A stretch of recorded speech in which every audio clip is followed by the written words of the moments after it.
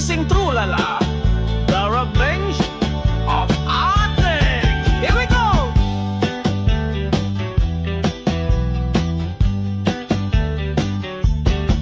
Ang bising trulala, parang bagyo ang dating. Pagmumukha niya ay katulad ng pating. Gustong kagatin ng presidenteng bigatin. Nais pang idawit si Speaker Martin. Ang bising ating nagtatanong nasaan ang pondo. Wag daw mag-asal gago ang mga politiko.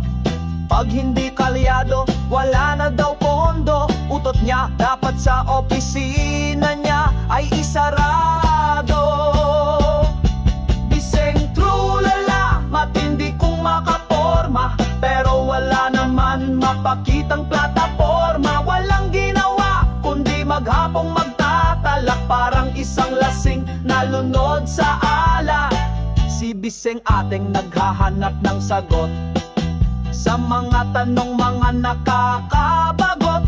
Pero pag siya hinihinggan ng komento, daig pa ang nakatira sa kumbento. Sabi ni ating trulala, mga tanga ang nasa palasyo.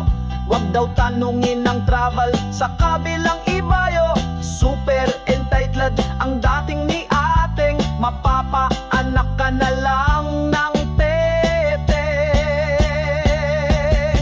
Bising trulala, matindi kung makaporma, pero wala naman mapakitang plataforma. Walang ginawa kundi maghapong magtatalak, parang isang lasing na lunod sa alak.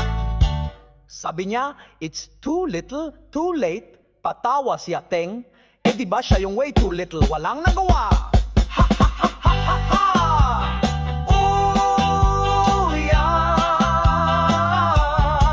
Bising trulala, matindi kung makaporma, pero wala naman mapakitang plataforma. Walang ginawa kundi maghapong magtatalak, parang isang lasing na lunod sa alak.